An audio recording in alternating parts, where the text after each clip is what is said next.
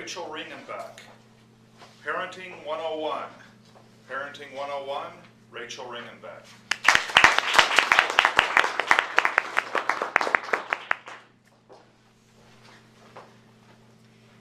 You just got home from a long day of work.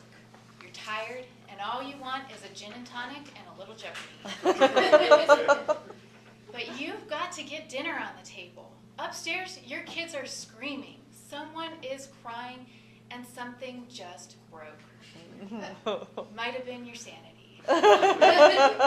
Parenting is hard. I don't even have kids, and I know that parenting is hard work. But today, I'd like to share with you 3 parenting lessons. Now I know just how much parents love to get parenting advice from people that don't have kids. But I learned from the master, the expert, and the best possible source, my mom. So today, I'd like to share with you how to creatively enforce your rules, how to make sure your kids are behaving even when you're not watching, and how to get your kids to just stop doing that. So lesson number 1, creatively enforcing your rules. My mom believed that it was important to enforce your rules, but quite frankly, it was just more fun for her to come up with creative ways to do so. A simple example, sitting on her furniture was a privilege, not a right, and you were to do so respectfully. Plopping yourself down on the sofa so hard you could hear the springs inside was simply not allowed. Mom would give you the mom look, which you're probably familiar with, and you had to stand back up and sit down again nicely, or you could choose to sit on the floor. It's a lesson that has stuck with me over the years. In fact, I've actually asked my dog to get up and try it again. He could choose to sit on the floor as well. Another simple rule that my brothers and I seemed to struggle with was don't slam the door. Slamming a door in my mom's house meant that you would lose your own door. Literally. She would have your door off its hinges before you even knew she had the hammer.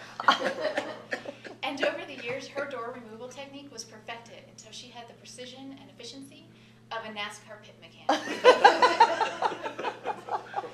During his teenage years, my brother's door spent more time in the garage than it did in his own. But he no longer slams the door. I'm convinced that all the ISIS fighting problems could be solved not by sending in another SEAL team to enforce the rules, but by sending in a squad of experienced mothers to So lesson number 2, how to make sure your kids are behaving even when you're not watching.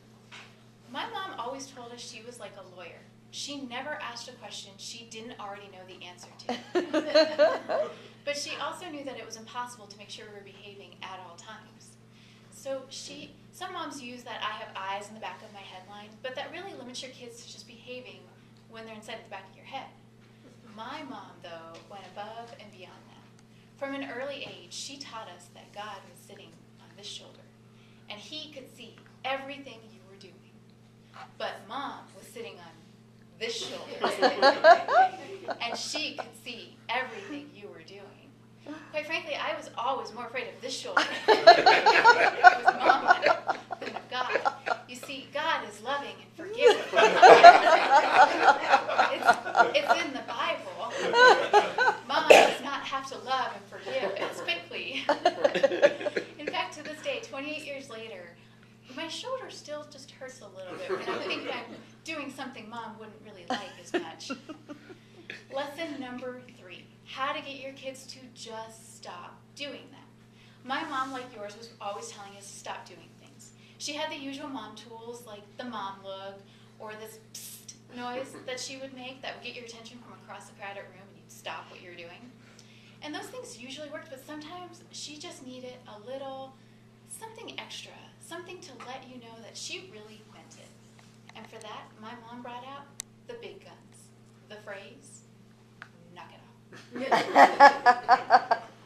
I really wish I could do justice to the phrase and the tone and the deliverance of it, because you really have to understand just how important it was in my mom's parenting arsenal.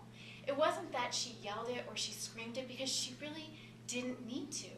You would actually prefer that she yell it or she scream it at you. You see, the power of those 3 little words came more from this deep frustration that said quietly, I've asked you multiple times to stop what you're doing. If you don't stop what you're doing right this second, I will kill you. You see, when my mom's voice dropped to that level of lowness, you knew two things. First, that she was serious.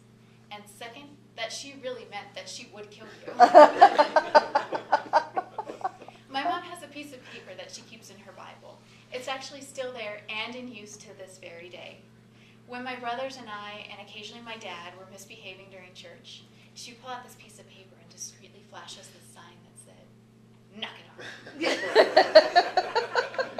off." Even in written form, this phrase was so powerful, you could read it in my mom's voice, and you would immediately stop whatever it was you were doing, and you would get suddenly very interested in reading your Bible. Now, I may not be able to help you get dinner on the table tonight, and I may not have kids of my own yet, but I learned parenting. I'm more than qualified to help you deal with your kids because I learned parenting from the best possible expert. So tonight, I hope that you'll find your own creative ways of enforcing your rules and trick your own kids into behaving when you're not watching.